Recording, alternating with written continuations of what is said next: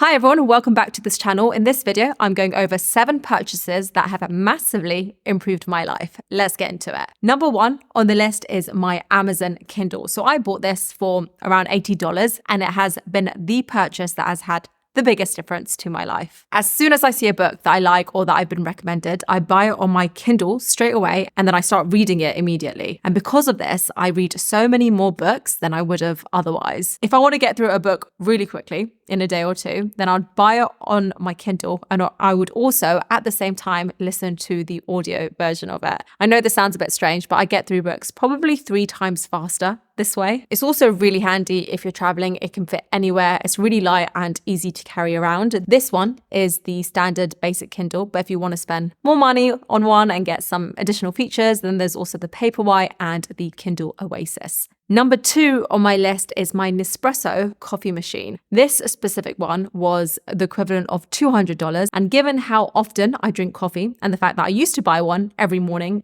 on my way to work, it didn't take me very long to make my money back on this. I broke even in about 2 months when compared to the cost of buying coffee out. I also bought this milk frother as well, which is really good. I make iced coffee using it. It's nice, it's compact. The whole thing is super quick to make. Highly recommend it if you're a coffee person. Number 3, leverage. Not a specific purchase, but something I now regularly spend my money on, and I wish I understood and spent money on this thing earlier. Leverage in this sense is about finding ways to get more from what you have. So finding ways you can 10 times your output from 2 times the effort. So using this YouTube channel as an example, up until a few months ago, I was doing absolutely everything on my own. The editing, the accounting, the bookkeeping, the website and the landing page, figuring out how to use the email campaign, the branding, everything I was doing on my own. And I didn't even know how to do 99% of this. So I was also teaching myself, learning through YouTube videos, reading books, and it was really slowing me down. And so I made my first hire, and that was the biggest leverage decision I could have made at the time. It completely changed the game for me. Now I can focus on what I can do, what I'm good at, which is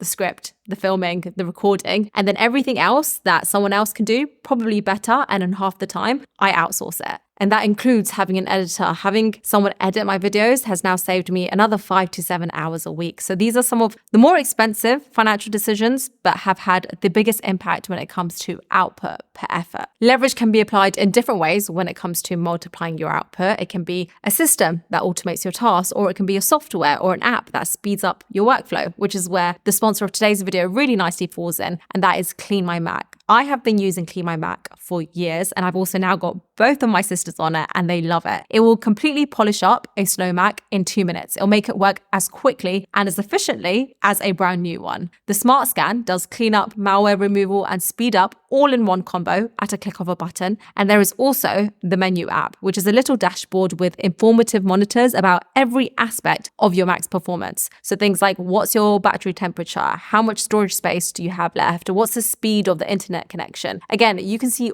all of this information in one view. I came across Clean My Mac 3 years ago when my last MacBook was dying on me and I was panic Google searching for a solution that didn't cost an arm and a leg, and it extended the life of that Mac for another year. I highly recommend it, but try it yourself. You can try it completely for free using a 7-day free trial. So clean up your Mac, use all the features, see if you like it, and if you do like it as much as I do, you could also get 20% off of your full subscription using the link in my bio. Number 4, investing in my Ikigai. This isn't a physical item, but spending money to find my Ikigai has had a huge impact on my day-to-day. And the more I speak to people about side hustles and finding a passion project outside of their day job, the more I realize that everyone is in search of their Ikigai. If you don't know, Ikigai is a Japanese term that is defined as something that gives a person a sense of purpose or a reason for living. This diagram is one representation of Ikigai, and it shows how the 4 key elements intersect. It's what you love, what you're good at, what you can be paid for, and what the world needs. And in the middle is your sense of purpose, almost like your money-making superpower. I truly, truly believe that putting in the time and investment to find your Ikigai and nurturing and developing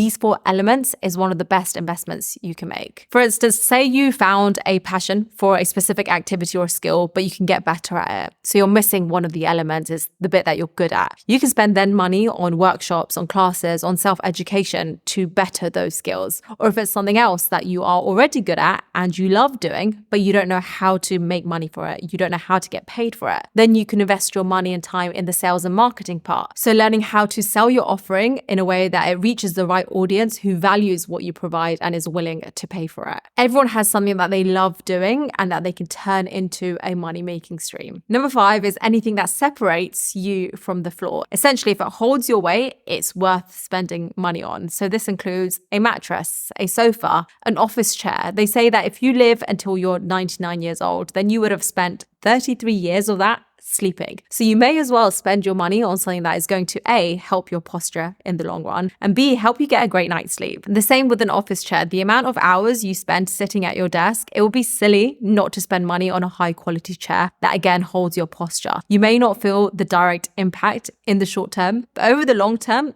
you'll be thankful for it. Number 6, investing in solo travel. One of the most rewarding financial purchases I made was a solo flight ticket to Bali last year. It was the first time I traveled alone. I've always wanted to do it, but have always made up an excuse or found a reason not to, and instead to go with my partner, my friends, my family. I had 2 months off between jobs last year and no one could get the time off work to join me in that period. So it was a perfect time to take the leap and I'm so glad that I did. I mean, traveling with people is cool. You create shared memories, you embrace new cultures together, you have someone to hang around and talk to, but traveling alone really pushes you out of your comfort zone. It develops you as a person and gives you a whole new perspective on life. There are also so many psychological benefits from spending time alone. You don't even have to jump on a flight to experience this. Even taking a road trip or spending a weekend in solitude can have the same impact. It really teaches you the comfort of being alone and self-acceptance. Number 7, investing in my health. I've never